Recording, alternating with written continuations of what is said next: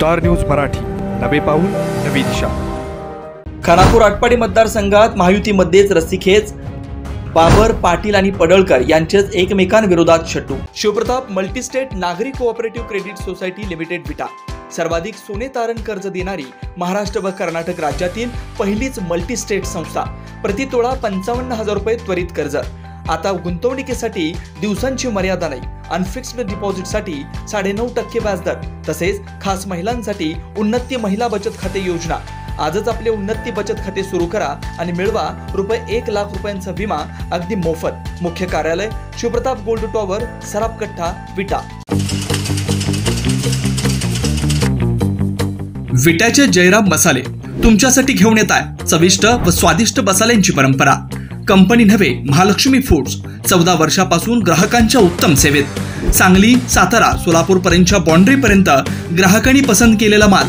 आमच्याकडे चटणीसाठी लागणारी मिरची व सर्व मसाले योग्य दरात उपलब्ध, तसेच मसाले निवडून, भाजून व चटणी कुटून मिळेल।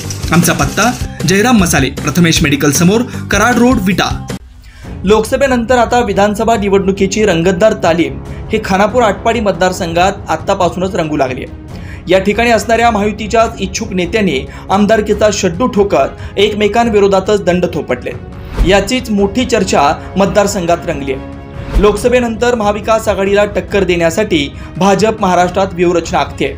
महायुतीमध्ये भाजप, शिवसेना शिंदे गट, राष्ट्रवादीचा अजित पवार गट व अन्य पक्ष आहेत। त्यांनी आता विधानसभा निवडणुकीवर लक्ष केंद्रित केलंय।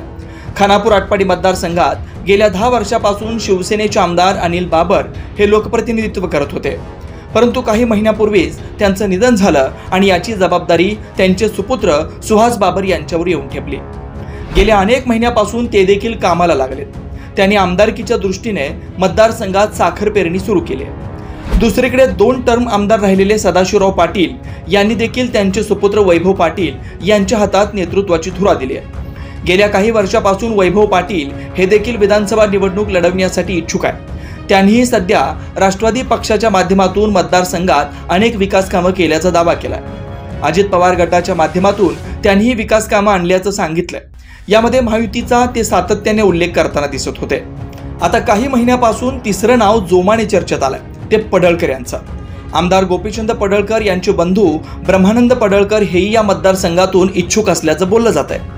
आमदार गोपीचंद पडळकर हे जतमधून चाचपणी करत असले तरी त्यांनी खानापूर आटपाडी याही मतदारसंघावर नजर ठेवली आहे। ब्रह्मानंद पडळकर यांनी खानापूर, आटपाडी व विसापूर सर्कलमध्ये आपला लोकसंपर्क वाढवला।